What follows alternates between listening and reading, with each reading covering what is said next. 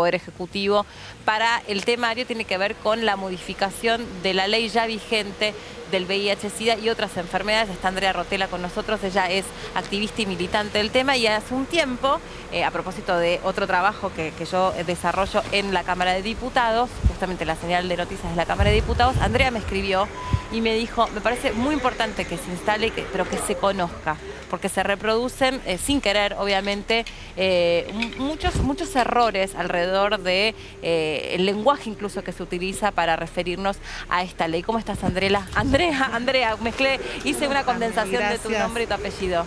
Primero, gracias por invitarme, porque la verdad que y muy contenta de que cuando te escribí enseguida me contestaste y me dijiste, bueno, hagamos algo, hablemos. Sí, por supuesto. Porque sí, justamente, lamentablemente nosotros somos parte de un colectivo al que está muy atravesado por el estigma de la discriminación. Claro. Entonces, por ahí a veces las palabras que se usan en los medios son bastante hirientes y ya no están ayornadas a cómo se vive hoy el mundo del VIH, de las hepatitis y tuberculosis. Me parece súper importante que podamos aprovechar esta entrevista para que nos puedas educar a todos y contarnos. No sé si tanto, no, sí, por supuesto, sí. Porque yo lo digo en primera persona, parte del desconocimiento, ¿no? Por ahí uno puede, qué sé yo, ser cuidadoso en otras cosas porque ha aprendido a hacerlo, ¿no? Porque no, en definitiva tiene que ver con eso. Creo que vos me habías hecho en su momento una marcación respecto de la palabra contagio. La palabra contagio es una palabra que nosotros vivimos con un virus que no se contagia, se transmite. Entonces, la palabra contagio hoy, en épocas de pandemia, está como muy a la orden del día. Pero para nosotros no aplica, porque lo que sucede con el VIH justamente es una transmisión, no un contagio. Es otro tipo de contacto el que uno tiene que tener, no es como una gripe, por eso hoy lamentablemente no tenemos campañas activas que nos vayan contando cómo funciona, pero sí en algún momento tuvimos y hablamos sobre el tema de que tomar mate, besarnos, tener contacto, otro tipo de contacto que no sea por ahí sexual, no transmite. Claro. Pero la palabra contagio está muy atravesada, el VIH está muy atravesado por esa palabra, que es bastante estigmatizante. Por supuesto. Porque te sentís que sos un arma cargada que va por el mundo contagiando. Claro. No es así, pero... Absolutamente, y me pareció muy interesante esa mirada, pero además fuiste súper respetuosa y cariñosa para marcármelo, así que esa fue la clave de por qué iniciamos nuestro contacto informativo. Hablando de contacto, contacto estrecho vía mensajito de Instagram.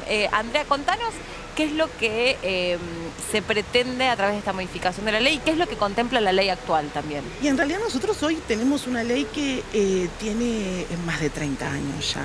Tenemos una ley de los 90, donde lo que la ley contenía en ese momento servía, ¿por qué? Porque justamente las personas, es una ley muy paliativa. Era un acompañamiento a la muerte, no era otra cosa que un acompañamiento a tener una calidad de vida más o menos. Estamos hablando de épocas donde la medicación no era lo que es hoy, donde los tratamientos no eran como son hoy, la calidad de vida tampoco. Entonces te llevaba todo a solamente tener una instancia de acompañamiento con esa ley.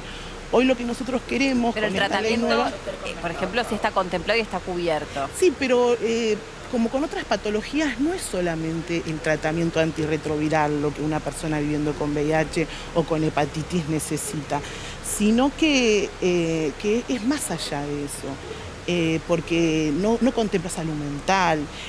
Nuestra ley hoy, esta ley que no decimos reforma porque no es una reforma de ley, sino es una ley nueva, tiene un enfoque más desde los derechos humanos, sí. Desde la atención integral de la salud, no solamente un carácter biologicista, sino que justamente lo que nosotros apuntamos con esta ley es a que la atención de la persona viviendo con VIH, hepatitis o tuberculosis sea una atención integral.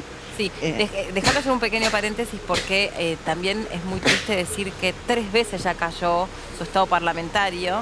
Estamos hablando de una población importante que se vería beneficiada a través de esta nueva mirada, como vos decís, con perspectiva de derechos humanos, y sobre todo algo que a mí me parece muy importante, que es eliminar todo tipo de estigmatización referida al ambiente laboral o a la capacidad de las personas que tienen VIH-Sida de estar insertas en el mercado laboral, que en su momento fue absolutamente estigmatizante y generó que muchas personas infectadas las testearan sin saber que estaban siendo testeadas para saber si tenían VIH-Sida para entrar a un trabajo. ¿Te acordás que antes no te decían y capaz, no quedaste seleccionada? Y vos decís, ¿pero qué pasó? Y tenía que ver con eso.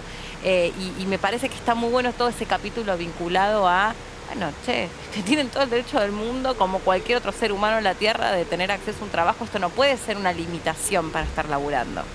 No, justamente esa es una parte muy importante y una parte a la que le tenemos que dar mucho resguardo en esta ley, porque como vos decís, vos hablabas en pasado, pero estas cosas todavía siguen pasando. Hoy muchas empresas todavía te están haciendo un testeo de VIH en un preocupacional. Oculto, soslayado, llamale como quieras, sin tu consentimiento. Jamás uno firma un consentimiento informado, o sí, porque también te lo ofrecen. O sea, hay algunas empresas que, bueno, por ahí cuidan un poquito más este tipo de políticas y te ofrecen hacerte un examen. Y vos te vas a negar, o sea, lo más probable es que si sos una persona viviendo con VIH, sabés que eso va a ser condicionante para que te tomen y por ahí ya abandonás el proceso de selección. O lo haces y justamente después te das cuenta de que no te llaman nunca más. ¿Qué tiene que ver con eso? Son cosas que siguen ¿Eso en primera persona? No, por suerte, yo dentro del colectivo puedo decir que vivo con ciertos privilegios que por ahí otras compañeras, compañeros y compañeres no, porque me llega mi diagnóstico cuando yo ya trabajaba, ya tenía, digamos, ya tenía una profesión, entonces es como que ya estaba insertada en el ambiente laboral, en el mercado laboral.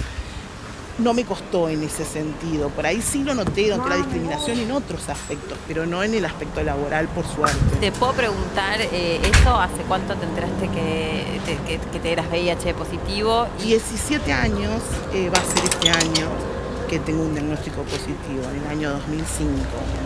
¿Supiste por qué resultaste positiva? Sí, yo tengo una relación de pareja y bueno, en algún momento uno por ahí quiere hacer otro tipo de que la relación crezca y buscar un hijo y dejar de cuidarse. Entonces en ese proceso me encuentro con el VIH positivo y no importa, esto es como, no importa quién fue el primero o no, pero bueno. Pero ahí entra el VIH a tu vida. A mi vida, una vida de una persona, como te decía, ya con una formación universitaria, con un trabajo. ¿A qué te dedicabas vos aquí? Yo soy licenciada en Trabajo Social. En ese momento trabajaba en la Cámara de Diputados de la provincia de Buenos Aires, en la administración de la Cámara de Diputados. Y es un shock, sigue siendo hoy un shock. Eso es lo que, más allá de las situaciones personales, lo que uno tiene que tener en cuenta es que el diagnóstico no cambia, el que te entreguen un diagnóstico positivo no cambia hace 15 años, 17 o hoy, el shock inicial. Claro. Eso no cambia, claro. Lamentablemente no cambia, pero el que no cambia también es muy culpa de la sociedad y de la poca información. Poca información. ¿Qué cantidad de personas, yo lo leí por ahí, pero ahora perdí el número en mi cabeza, saben que tienen VIH-Sida en la Argentina? Y este es un tema también que, mis compañeros de las redes de personas viviendo con VIH deben estar riéndose en este momento porque siempre esto es un tema en que no tenemos estadísticas reales.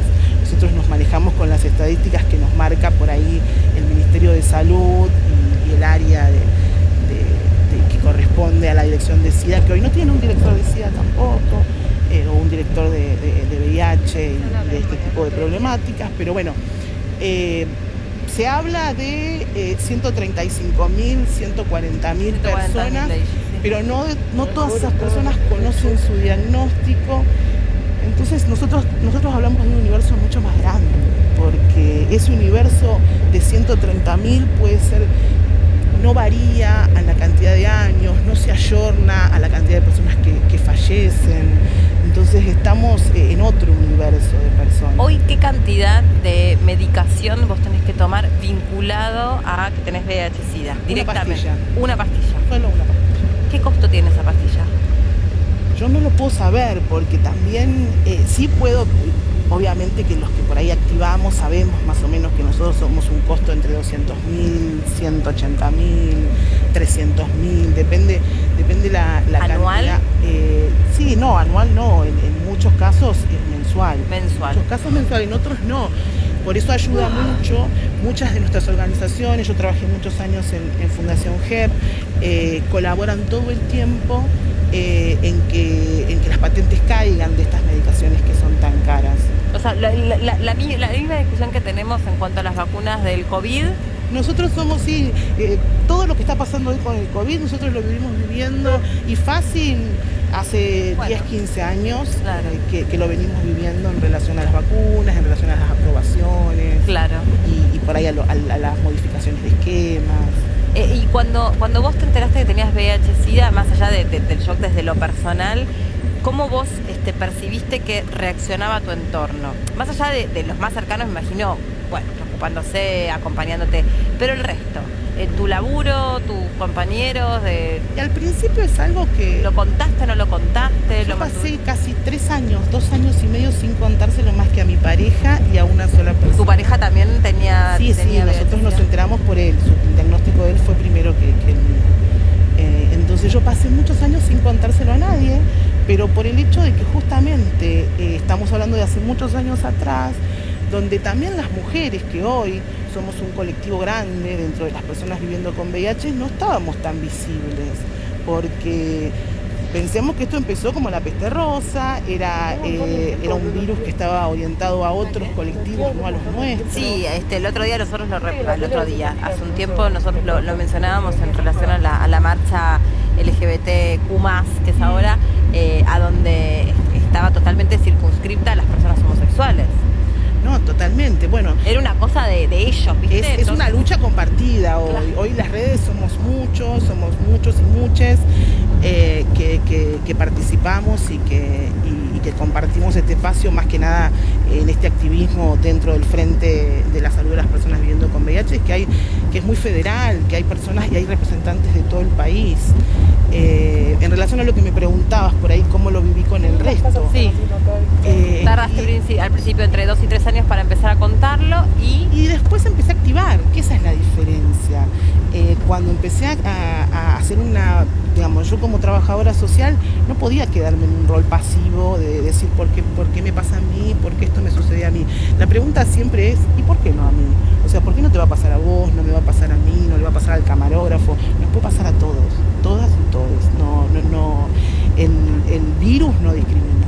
Sí, los que discriminamos somos los humanos, que nos encargamos por ahí más de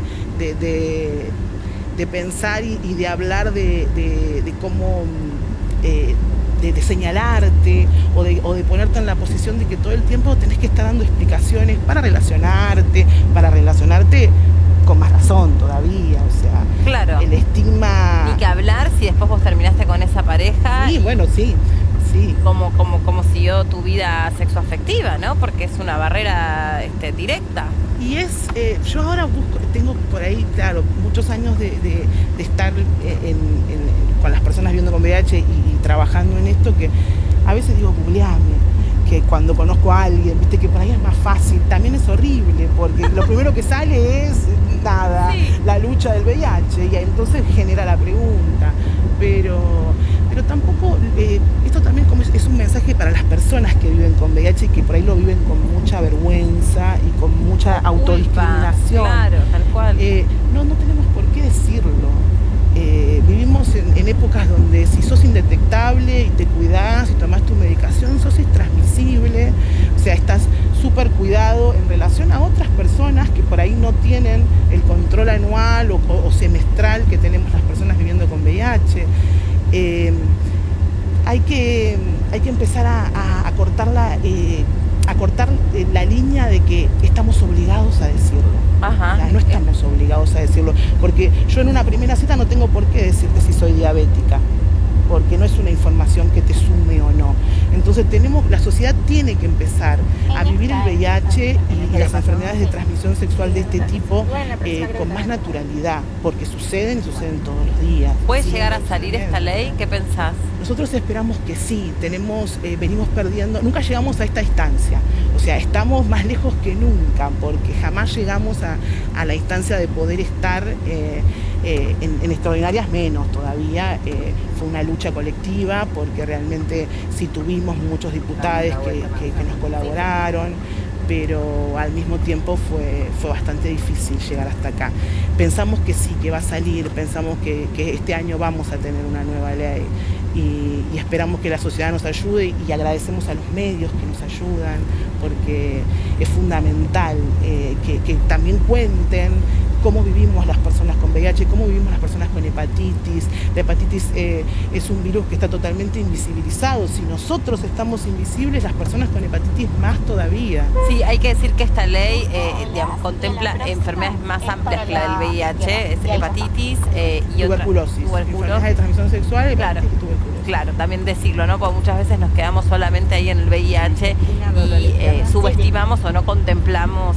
No, seguro, y contempla mucho justamente el diagnóstico temprano, el tratamiento temprano. Sí, y el acompañamiento, que eso también me pareció muy lindo que esté escrito en la ley, ¿no? Que una persona que, es lo que decís vos, por eso yo te lo preguntaba, no de metida, sino porque me parece que tenía que ver con el espíritu que guarda este proyecto de ley, que la persona no solamente tiene derecho a saber ella decidir si tiene o no tiene VIH-Sida, sino también que una vez que recibe ese diagnóstico, bueno, tener un acompañamiento, y eso también es responsabilidad del Estado.